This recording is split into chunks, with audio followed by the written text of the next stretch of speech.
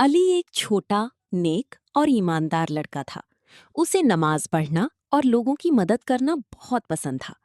एक दिन जब वो स्कूल से घर जा रहा था, उसे रास्ते में एक बटुआ वॉलेट मिला। अली ने बटुआ उठाया और अंदर देखा। उसमें पैसे और एक पहचान पत्र था।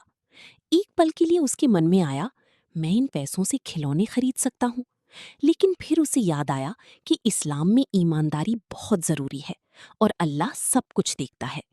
इसलिए अली ने बटुए के मालिक को ढूंढने का फैसला किया। उसने आईडी कार्ड पर लिखा हुआ पता देखा और उस घर तक पहुंच गया।